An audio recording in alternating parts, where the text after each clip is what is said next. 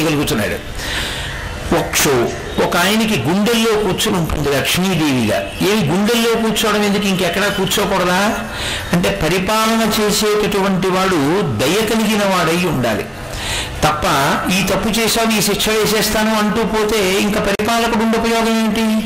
అయా తెలియక తప్పు చేశాను నన్ను మన్నించవయ్యా అన్నప్పుడు మన్నించగలిగిన హృదయం ముందు ఉండాలి. అందుకే ఆయనకి దయ లేదా అండి అన్నప్పుడు ఇలా చెయ్యో కాలో చూపించరు, ఆయనకి దయ లేదండి అని గుండెల్లో చూపిస్తారు. అమ్మ గుండెలలో ఉంటుంది అంటే ఆయన యొక్క దయాస్వరూపమై ఉంటుంది అని. అందుకే వేదాంత దేశికులు అమ్మవారిని దయాశతకము అని దయాస్వరూపిణిగా శతకం చేశారు. కాబట్టి వదనారవింద వక్షో వామాంకతటి, పరమశివునకు ఎడమ భాగమంతా కూడా అమ్మవారు ఆవహించి ఉంటుంది. వామాంకతటై వశం వదీభూత పురుషకృతయే త్రేధా పురంధిరూప త్వమేవ కామాక్షి. అమ్మ నువ్వే ఈ ముగ్గురు మూర్తులను కూడా ఆవహించి ఉన్నావు. ఉండి బ్రహ్మగారి చేత సృష్టి చేయిస్తున్నావు, విష్ణువు చేత పరిపాలన చేయిస్తున్నావు, హరుని చేత లయం చేయిస్తున్నావు. ఈ ముగ్గురి చేత మూడు చేయిస్తున్నటువంటి ఆదిశక్తి స్వరూపానివి నువ్వేనమ్మా అంటారు. అందుకే పోతన గారు మహాభాగవతాన్ని ఆంధ్రీకరించే సమయంలో అమ్మలగన్నయమ్మ ముగురమ్మల మూలపుటమ్మ చాలా పెద్దమ్మ సురారులమ్మ కడుపారడిబుచ్చినయమ్మ తన్నులు నమ్మిన వెల్పుటమ్మల మనంబున గుండెడియమ్మ దుర్గమాయమ్మ కృపాబ్ధిలిచ్యుత మహత్వ కవిత్వ పటుత్వ సంపదల్లంటారు. ఆ ఒక్క అమ్మే ముగ్గురు అమ్మలుగా మారి ముగ్గురు అయినటువంటి త్రిమూర్తులను ఆవహించి ముగ్గురి చేత సృష్టి స్థితి లయ అనబడేటటువంటి మూడిటిని చేయిస్తూ ఉంటుంది. దీన్ని శంకర భగవత్పాదులు సౌందర్యలహరిలో ఒక చోట చాలా గొప్పగా చెప్తూ గిరామాహుర్దేవీం ద్రుహిణ గృహిణో మగమవిదో హరే పత్నీం పద్మాం హర సహచరీం అగ్నినిలయాం తుల్యాకాపిత్వం దురధిగ నిస్సీమ మహిమ మహామాయా విశ్వం భ్రమయసి పరబ్రహ్మ మహిషి అంటారు. అత్యద్భుతమైన శ్లోకం, శంకర భగవత్పాదులు తప్ప వేరొకరు చెప్పలేనటువంటి శ్లోకాలు. గిరామాహుర్దేవి ద్రుహిణ గృహిణో ఆగమవిదోహో. అమ్మ నేను చెప్పట్లేదమ్మా ఈ మాటలు, ఆగమవిదోహో వేదములను బాగా చదువుకుని తెలుసున్న వాళ్ళు ఒక మాట చెప్తూ ఉంటారు. బ్రహ్మగారి ఇల్లాలైన సరస్వతీదేవిగా ఉన్నది ఆ ఒక్క తల్లి యొక్క అంశే, ఆ లలితమ్మ యొక్క అంశ.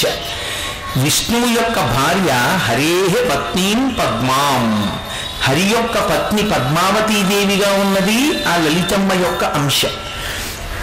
అలాగే పరమశివుని యొక్క ఇల్లాలుగా ఉన్నది లలితమ్మ తల్లి యొక్క అంశ. ముగ్గురుగా నువ్వు కనపడుతున్నా ఉన్నది మాత్రం ఒక్కటే తల్లి. నువ్వే మూడు అంశాలతో ఈ ముగ్గురిని ఆవహించి సృష్టి స్థితి లయ అనబడేటటువంటి మూడిటిని చేస్తున్నావు అంటారు. అందుకు కొంచెం తిక్కనగారు పొద్దున్నే ఇక్కడ మహాభారతాన్ని ఆంధ్రీకరించినటువంటి ఆ పవిత్ర స్థలాన్ని దర్శనం చేసి వచ్చాం.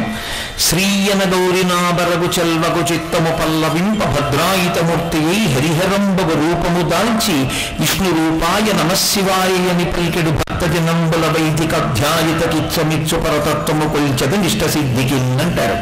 మహాభారత ఆంధ్రీకరణ ప్రారంభం చేస్తూ ఆ ఒక్క స్వరూపమే ఇన్నిగా భాషిస్తోంది అంటారు. కాబట్టి ఆ తల్లి ముగ్గురు మూర్తులను ఆవహించి ఉన్నది. కాబట్టి ఆవిడ శ్రీమాత, ఆవిడ శ్రీ మహారాజ్ఞి, ఆవిడ శ్రీమత్ సింహాసనేశ్వరి. ఆవిడ ఎక్కడి నుంచి వచ్చింది? చిదగ్నికుండ సంభూత. చిదగ్ని అనబడేటటువంటి ఒక గుండాన్ని ఏర్పాటు చేసి అందులో దేవతలందరూ కూడా ఒక ప్రత్యేకమైన కార్యాన్ని సాధించుకోవడం కోసం, భండాసురుణ్ణి వధించడం కోసమని తమ శరీరాంగములను కోసి ఆ అగ్నిహోత్రంలో వేయించారు. అప్పుడు అమ్మవారు ఆవిర్భవించింది. దేవకార్య సముద్యత. బాగుంది ఇప్పటివరకు. వ్యాస భగవానుడు లలితా సహస్రనామ స్తోత్రంలో ఇచ్చినటువంటి భాగం ఇక్కడి వరకు బాగా అర్థమవుతుంది. ఎందుచేత అంటే ఆవిడే బ్రహ్మశక్తి, ఆవిడే విష్ణుశక్తి, ఆవిడే రుద్రశక్తి. ఆవిడ దేవతలని అనుగ్రహించడానికి చిదగ్నికుండంలోంచి ఆవిర్భవించింది. చిదగ్నికుండ సంభూత దేవకార్య సముద్యత. దేవకార్యమును సాధించడానికి, భండాసురుణ్ణి వధించి దేవతల్ని రక్షించడానికి వచ్చింది. బాగుంది. అకస్మాత్తుగా వ్యాసుడు ఏమన్నారు అక్కడ? ఉద్యద్భాను సహస్రాభ. 1000 సూర్యులు ఉదయిస్తే ఎటువంటి కాంతి ఉంటుందో ఉదయకాలమనందు అటువంటి కాంతి కలిగినటువంటి తల్లి కాబట్టి ఉద్యద్భాను సహస్రాభ. ఆమె 1000 మంది సూర్యులు ఉదయిస్తున్నటువంటి ఎర్రటి కాంతితో కూడుకున్న అమ్మ. అంటే ఇక్కడ ఆయన తల చెప్పలేదు. అసలు న్యాయంగా ఏం చెప్పాలి? అమ్మవారి ఆవిర్భావం చెప్పేటప్పుడు నేను మీతో మనవి చేశా, స్త్రీ స్వరూపంగా చెప్పినప్పుడు తలతో మొదలు పెట్టాలి.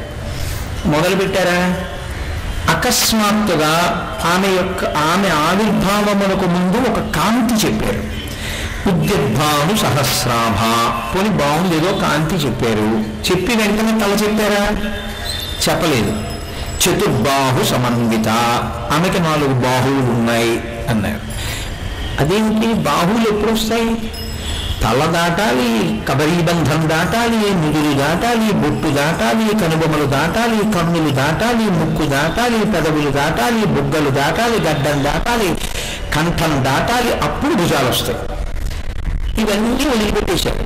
వదిలిపెట్టి అకస్మాత్తుగా చతుర్బాహు సమన్విత, 4 బాహువులు ఉన్నాయి అన్నారు. పోనీ ఊరుకున్నారా? రాగస్వరూపపాచాఢ్య క్రోధాకారాంకుశోజ్వల మనోరూపేక్షుకోదండ పంచతన్మాత్ర శాయక. ఆ 4 చేతులలో ఏమున్నాయో ఆయుధాలు చెప్పారు. చెప్పిపోయి అయ్యో ఇదేంటి నా చేతులు చెప్పాను ముందు ఆయుధాలు అని ఊరుకున్నారా అంటే అలా ఊరుకోలేదు. మనోరూపేక్షుకోదండ పంచతన్మాత్ర శాయక అని మళ్ళీ నిజారుణ ప్రభాపూర మధ్య బ్రహ్మాండ మండవ అన్నారు. నిజారుణ ప్రభాపూర మధ్య బ్రహ్మాండ మండల అంటే తన యొక్క ఎర్రని కాంతితో ఈ బ్రహ్మాండములన్నింటినీ ఆ కాంతిలో ముంచుతున్న తల్లి అన్నారు. 4 బాహువులు చెప్పడానికి ముందు ఎరుపు కాంతి చెప్పారు. 4 బాహువులు ఆయుధాలు చెప్పిన తర్వాత మళ్ళీ ఎరుపు కాంతి చెప్పారు. ఎరుపు కాంతిని అటు పెట్టారు, ఎరుపు కాంతిని ఇటు పెట్టారు, మధ్యలో 4 బాహువులు 4 ఆయుధములు చెప్పారు. చెప్పి అప్పుడు పోనీ ఊరుకున్నారా? ఆ చేతి నుంచి కిందకి వెళ్ళారా అంటే అప్పుడు చంపకాశోక పున్నాగ సౌగంధి కలసత్కచ కురివింద మణిశ్రే నీకనక్కోటి ఇరమండిత అష్టమీ చంద్ర విభ్రాజదలిక స్థలచోదిత అంటూ ఆ కిరీటాన్ని, అమ్మవారి యొక్క జుట్టు ముడిని, అమ్మవారి యొక్క లలాటాన్ని, బొట్టుని, కనుబొమలని ఇవన్నీ చెప్తూ పాదముల వరకు వచ్చేసరిగా ఇంకా అప్పుడు ఒకసారి తల దగ్గర మొదలుపెట్టిన తర్వాత మాత్రం మధ్యలో చేతుల ప్రస్తావన లేదు, పాదాల దగ్గరికి వెళ్ళిపోయారు. ఇప్పుడు మీరు కొంచెం జాగ్రత్తగా ఆలోచించండి. వ్యాస భగవానుడు ఒక స్త్రీ స్వరూపం గురించి చెప్పేటప్పుడు పాటించవలసినటువంటి విధానంలోనే చెప్పారా లలితా సహస్రనామ స్తోత్రాన్ని? అలా చెప్పారు ఆయన. అలా చెప్తే ముందు ఏ మాటతో మొదలు పెట్టాలి? చంపకాశోక పున్నాగ సౌగంధి చెప్పి అక్కడి నుంచి అమ్మవారి భుజాల దాకా వచ్చేసి అప్పుడు ఈ చతుర్బాహు సమన్విత రాగస్వరూపపాచాఢ్య క్రోధాకారాంకుశోజ్వల మనోరూపేక్షకోదండ పంచతన్మాత్ర సాయక చెప్పి కంఠం దగ్గరికి వెళ్ళిపోవడమో లేకపోతే ఇంకా కింది భాగాన్ని వర్ణించడమో చెయ్యాలి. అది కాదు, ఇది కాదు. అకస్మాత్తుగా సృష్టి శక్తి, స్థితి శక్తి, ప్రళయ శక్తి అని చెప్పి ఎర్రకాంతి చెప్పి 4 చేతులు చెప్పి 4 ఆయుధాలు చెప్పి మళ్ళీ ఎర్రకాంతి చెప్పి అప్పుడు తల దగ్గరికి వెళ్ళారు. ఎందుకు వ్యాస భగవానుడు అలా చేయడం లలితా సహస్రంలో అంటే ఆయన అక్కడ ఒక పెద్ద రహస్యాన్ని ఒకదాన్ని దాచారు. అసలు ఈ రహస్యం ఎవరికి అర్థమవుతుందో, ఎవరు అందుకోవాలని ప్రయత్నం చేస్తారో అది ఈ జన్మలో చేసేటటువంటి ప్రయత్నము కాదు. కొన్ని కోట్ల కోట్ల కోట్ల జన్మలు జీవుడు అనేక ఉపాధులలో ప్రవేశించి ఉపాధులు విడిచిపెట్టి సంసారమునందు మగ్నుడై తిరిగి తిరిగి తిరిగి తిరిగి తిరిగి తిరిగి తిరిగి వేసారిపోయిన తరువాత అమ్మవారి యొక్క అనుగ్రహం వర్షింపబడాలి అని తల్లి నిర్ణయించిన నాడు ఏదో ఒక జన్మలో ఎవరికో కొంతమందికి మాత్రమే ఆవిడది వినిపింపచేస్తుంది తప్ప ఆ రహస్యము అందరికీ అందేది కాదు. అందుకే ఆయన ఈ వివరణ చేయలేదు, పద్ధతిలో తలతో మొదలు పెట్టలేదు, అలా చెప్పి వదిలిపెట్టేశారంతే లలితా శాస్త్రాన్ని. అలా ఎందుకు చెప్పి ఉంటారు వ్యాస భగవానుడు. దాన్ని అందుకోగలిగినటువంటి వాడికి మాత్రమే అమ్మవారి కబరీబంధాన్ని చూడగలిగినటువంటి అదృష్టము కలుగుతుంది. మిగిలిన వాళ్ళకి అమ్మవారి కబరీబంధాన్ని చూడలేరు. ఎందుకు చూడలేరు అంటారేమో, బాహ్యమునందు చూడలేరు, ఆంతరమునందు చూడలేరు. అసలు బాహ్యమునందు మీరు ఒక వస్తువుని చూస్తే ఆంతరమునందు చూడడానికి ప్రయత్నం చేయొచ్చు. బాహ్యంలో కబరీబంధం ఎందుకు కనపడదంటే, కరచరణాదులతో ఉన్నటువంటి మూర్తి వెనకకి వెళ్ళడానికి దేవాలయంలో ఏర్పాటు ఉండకూడదు, ఉండదు కూడా. అమ్మవారి వెనక్కి వెళ్ళడానికి అవకాశం ఉండదు. కాబట్టి అమ్మవారి కబరీబంధం అంటే జుట్టు ముడి. ఈ జుట్టు ముడి మీరు వెనక్కి వెళ్ళి చూడలేరు, ఒకటి. రెండు, అమ్మవారి కబరీబంధం ఎప్పుడు కిరీటంలో ఉంటుంది కాబట్టి మీకు కనపడదు. మూడు, మీరు ధ్యానం చేసేటప్పుడు చాలా కష్టం. ఎందుకంటే ఏది నల్లగా ఉంటుందో దాని మీద ధ్యానం నిలబెట్టి దాని వలన తెల్లటి ప్రయోజనాన్ని పొందడం చాలా చాలా కష్టం. ధ్యానంలో ఒక సర్వోత్కృష్టమైన స్థితికి చేరినవాడు తప్ప దాన్ని పొందలేడు. అందుకే అమ్మవారి కబరీబంధాన్ని మనసుతో చూడగలిగినటువంటి స్థితికి ఎదగాలి అంటే ముందు ఈ రహస్యం ఏమిటో తెలుసున్నవాడు తప్ప అమ్మవారి యొక్క మూర్తిని చూడలేడు. అమ్మవారి మూర్తిని చూడలేరు సుమా. ఎవరు చూడగలరు? ఎవరు ఈ రహస్యాన్ని అవగతం చేసుకోగలరో వారు మాత్రమే చూడగలరు. అలా చూసిన వారు ఏమవుతారు? వారు అన్ని నామాలు చదవక్కర్లేదు, చదవరు కూడా. లలితా సహస్రనామ స్తోత్రానికి అదొక పెద్ద రహస్యం.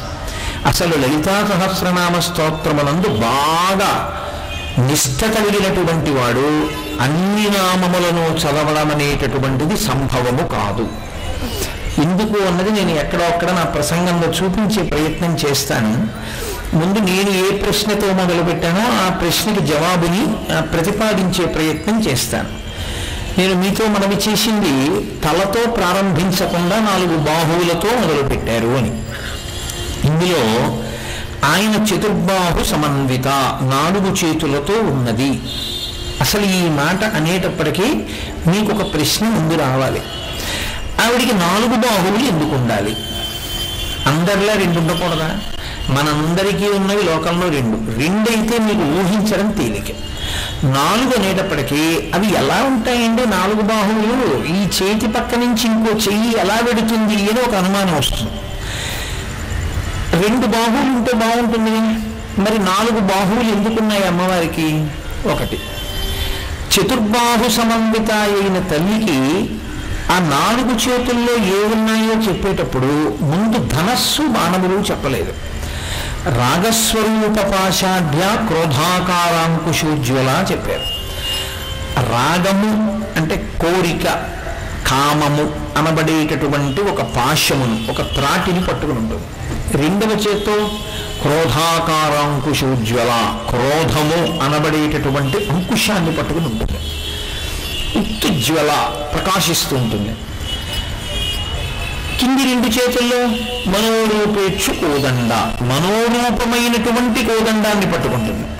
మనోరూపేక్షు కోదండ పంచతన్మాత్ర సాయక, 5 పూల బాణములను పట్టుకుని ఉంటుంది, పంచతన్మాత్రలను పట్టుకుంటుంది. ఇప్పుడు అమ్మవారు 4 బాహువులు పట్టుకున్నప్పుడు 4 బాహువులలో పట్టుకున్న వాటిలో ఒకటి ధనస్సు, విల్లమ్ములు. ఇలా ఎప్పుడైనా ఒక దేవతా స్వరూపం ధనస్సుని విల్లమ్ముల్ని పట్టుకుని నిలబడితే ఆ స్వరూపాన్ని ఏమంటారంటే నాయికా స్వరూపము అని పిలుస్తారు. అలా కాకపోతే పురుష స్వరూపం అయితే నాయకా స్వరూపము అని పిలుస్తారు. రామచంద్రమూర్తి ధనస్సు బాణములను పట్టుకుని ఉంటాడు ఎప్పుడు. దేవతా స్వరూపం అలా పట్టుకుని ఉంటే